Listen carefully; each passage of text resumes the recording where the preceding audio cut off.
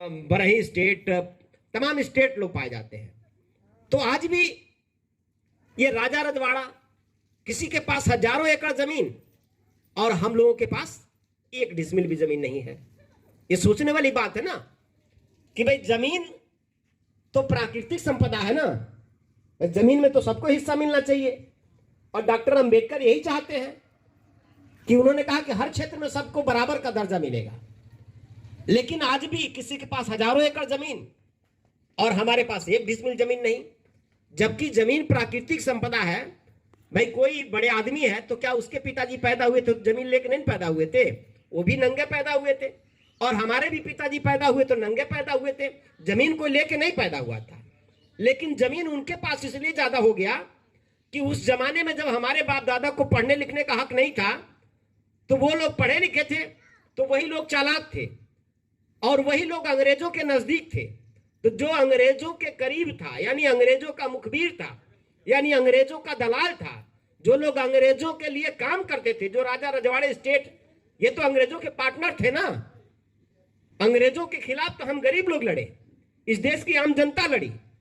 लेकिन जो अंग्रेजों के पार्टनर थे, जो चालाक लोग थे, जो चालबाज लोग थे, अंग्रेज चलते गए और हमारे हिस्से का भी जमीन वो लोग चालाकी से अपने नाम लिखाते गए और वही आगे चल के राजा रजवाड़ी स्टेट कहलाने लगे। और उन्हीं के पास हजारों एकड़ जमीन है। मतलब ये बात साफ बा कि जे अंग्रेज के करीब रहा, जो लोग अंग्रेज के दलाल थे, जो लोग अंग्रेजों के पार्टनर थे, उन्हीं के पास आज जमीन है। और जो अंग्रेजों के खिलाफ थे, अंग्रेजों ने उनका ध्यान नहीं दिया। तो इसलिए, लेकिन वहां सब संविधान बाबा साहब का लग गया, बाबा साहब का संविधान लागू हो गया, तो अब हमारी हिस्सेदारी हर क्षेत्र में होना चाहिए, तो जमीन हमको मिलना चाहिए। लेकिन एक सवाल है बहुत सीधा सा कि जमीन मिले कैसे? जमीन कभी हमने मांगा ही नहीं। हमारे नेता जिनको हम वोट देते रहे, उनको भी लगा कि जमीन मिल ही नहीं सकता है।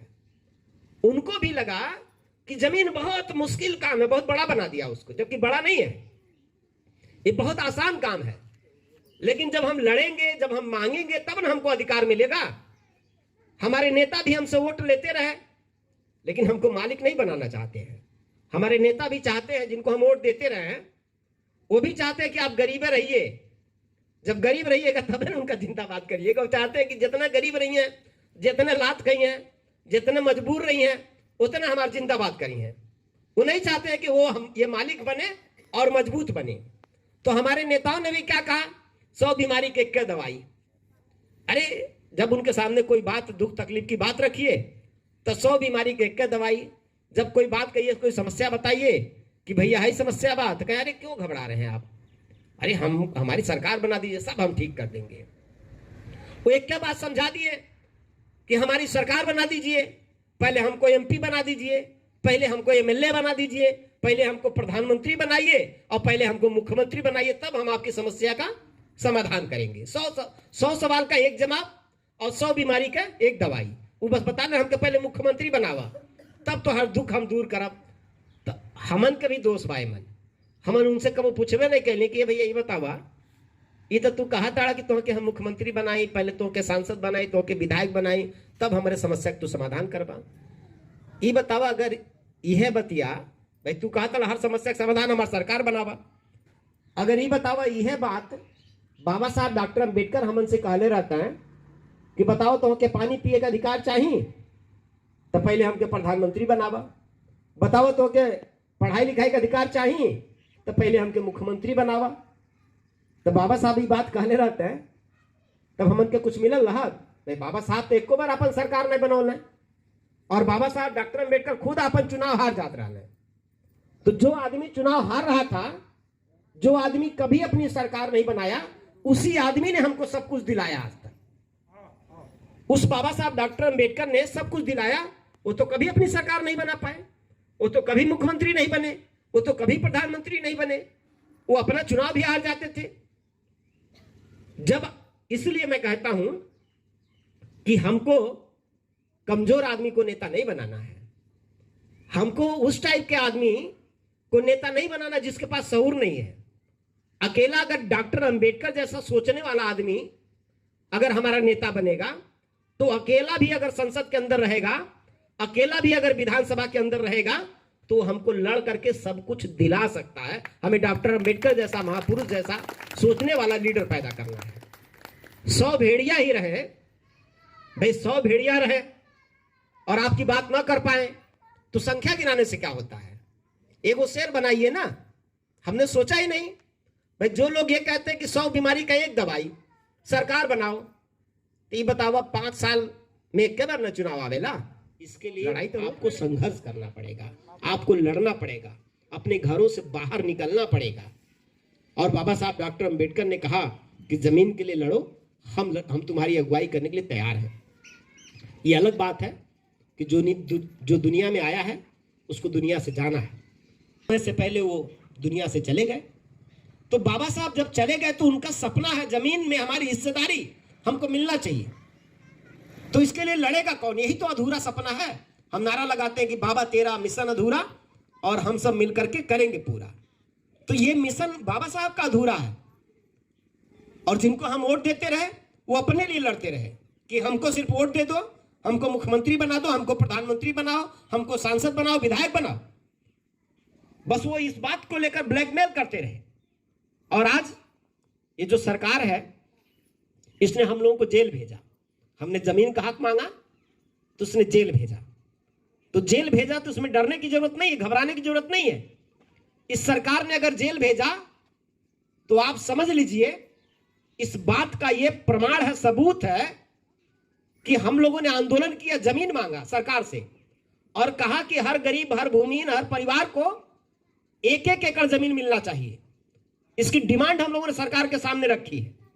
और कोई नई बात नहीं कर रहे हैं। बगल का राज्य तेलंगाना की सरकार ने भी पिछले 2 साल में वहां की गरीब जनता को 3-3 एकड़ जमीन दिया, खरीद करके दिया। तो जब तेलंगाना 3 एकड़ दे सकता है तो उत्तर प्रदेश में 1 एकड़ क्यों नहीं मिल सकता है?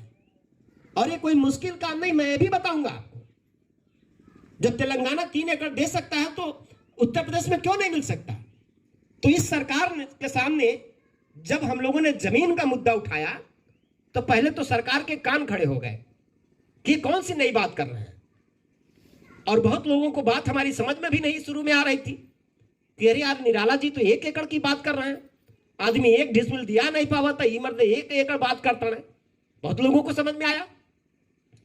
और 1 एकड़ हम ऐसे थोड़ी कर रहे हैं, भारत सरकार की रिपोर्ट है कि आज भी हमारे देश में इतनी जमीन है कि अगर गरीब भूमिहीनों को जमीन दिया जाए तो सबके हिस्से में 3.5 एकड़ जमीन आ जाएगा। ये मैं नहीं कह रहा हूं, ये भारत सरकार की रिपोर्ट कह रही है। और हम तो 1 ही एकड़ मांग रहे हैं ना।